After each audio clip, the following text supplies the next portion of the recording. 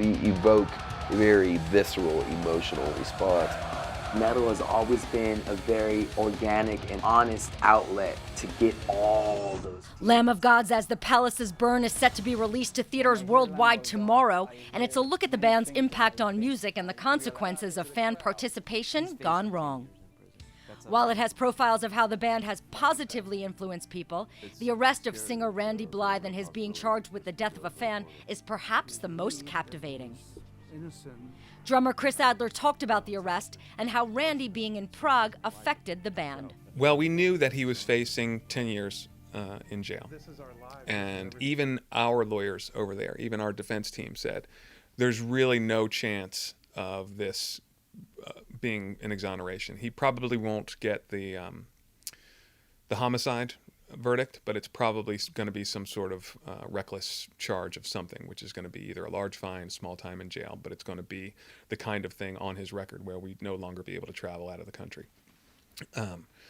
So it was, in our minds, it was almost inevitable that things were going to slow down or end.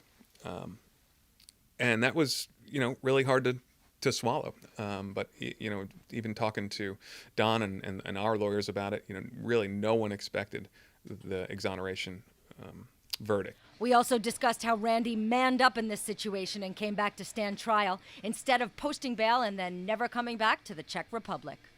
There was never a discussion about not doing it. I think we all felt, well, first of all, that he was making the right choice to do it. And second of all, that if it was us, we would want to be there. I think, Randy is a very stand-up guy, and he did himself and the band and everyone, even Daniel and his family, he did everyone proud by going back and trying to make some sort of clarity out of this really messed up situation.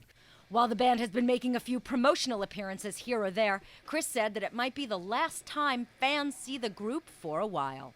It's been hard on all of us. None of us are getting any younger, and then to add to it this really emotional event. All of us want to continue to play music.